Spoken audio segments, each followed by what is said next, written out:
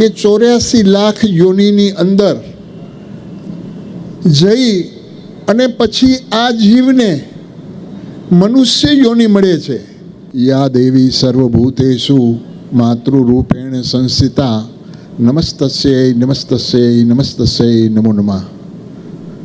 આજના જે આયોજન દિલુભા પૂર્વ ધારાસભ્ય દિલુભા ચુડાસમાના ધર્મપત્ની હેમકુંવરબા દેવકુંવરબા ને આજે પ્રથમ પૂર્ણતિથિ નિમિત્તે એમના સુપુત્ર ઇન્દ્રજીતભાઈએ આજે એક માતૃવંદનાનું આયોજન, એની અંદર ઉપસ્થિત સર્વે સંતો, ભેખ ભગવાન, આમંત્રિત સર્વે મહેમાનો અને જે એક માતૃ ઋણમાંથી તો આમ ક્યારે પણ કોઈ જીવને મુક્તિ મળતી નથી, પણ એના પ્રયત્નો કરવા જોઈએ આપણે કે માતા પિતા ગુરુ જગતની અંદર પ્રથમ જો પૂજનીય હોય તો જનેતા છે, બીજો નંબર જો હોય તો એ પિતાનું છે, અને ત્રીજો નંબર જો હોય તો ગુરુનો છે, અને ચોથો નંબર ઈશ્વરનો છે. તો હમણાં પૂર્વ વક્તાએ બધી વાત કરી કે 84 લાખ યોનિની અંદર જઈ અને પછી આ જીવને મનુષ્ય યોનિ મળે છે. કેમ કે 84 લાખની અંદર 21 લાખ યોનિ, એની અંદર અંડક, જરાયુ, ઉદ્ભિત અને ચેતક,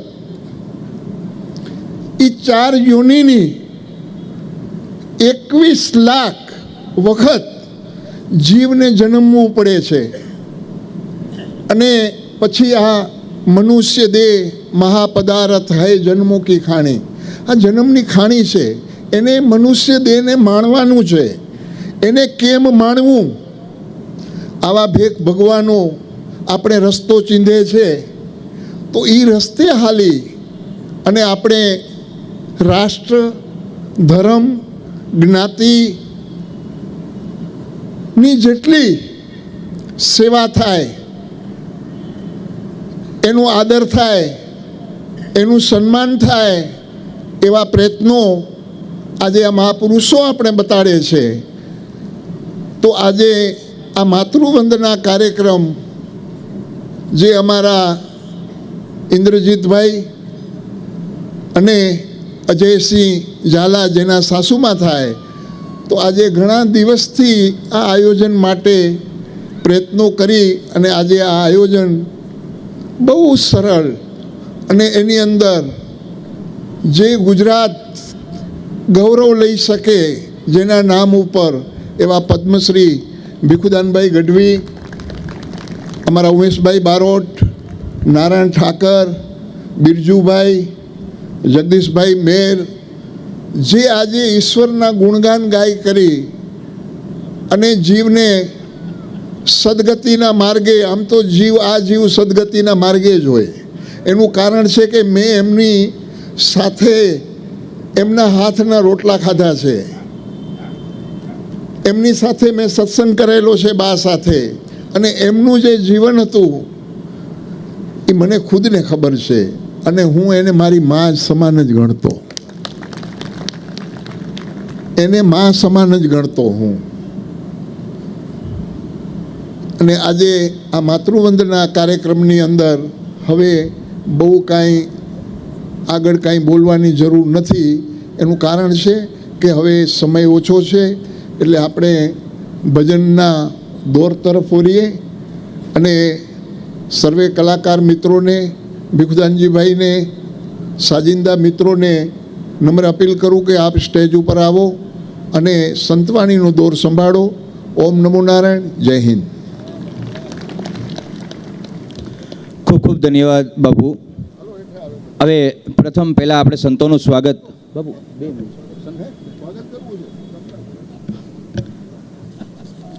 બાપુએ કીધું એમ સમયની થોડીક પાબંદી છે, એટલે હું પ્રથમ દિલુભા ચુડાસમાને વિનંતી કરું કે પૂજ્ય વિશ્વવંદનીય ઇન્દ્ર ભારતીજી મહારાજનું ફૂલહાર અને શાલ ઓઢાડી અને સન્માન કરે.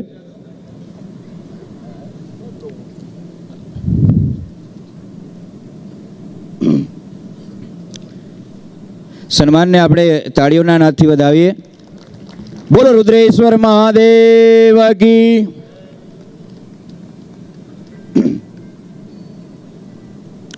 ત્યારબાદ અજયસિંહ બાપુ રાણાને વિનંતી કરું કે શ્રી મહામંડલેશ્વર મુક્તાનંદ બાપુનું શાલ ઓઢાડી અને સ્વાગત કરે.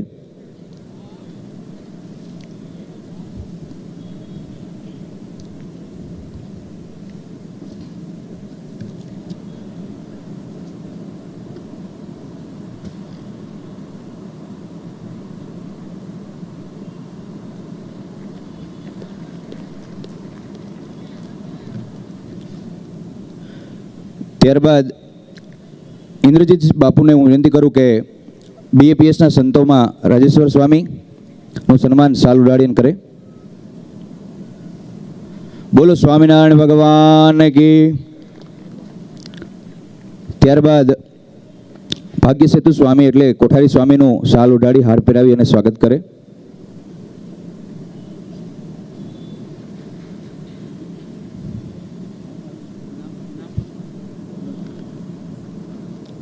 વિરમદેવસિંહજીને વિનંતી કરું કે પૂજ્ય કોઠારી સ્વામીનું શાલ ઉડાડી અને સન્માન કરે.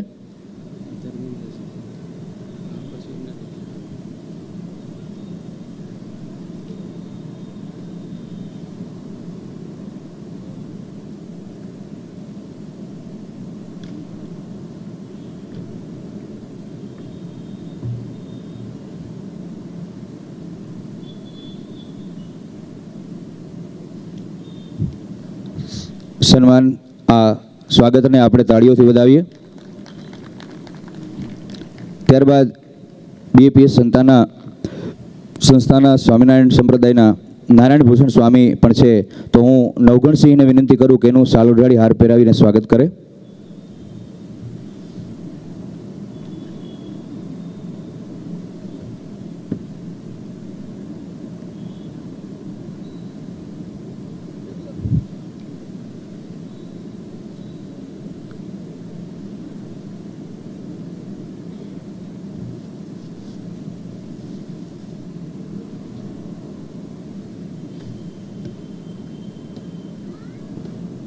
તાળીઓના નાદથી આપણે સ્વાગતને વધાવીએ.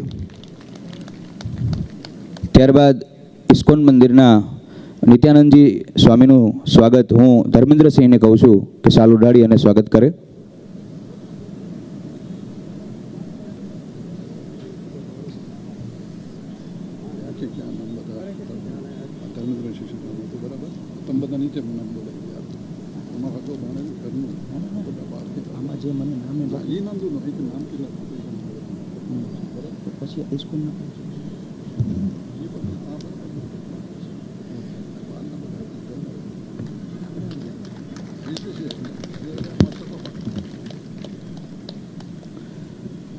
બીજા જેવા સંત સેવા વિલાદાસ સ્વામીનું સુરુભાને વિનંતી કરું શાલ ઉડાડી અને સ્વાગત કરે.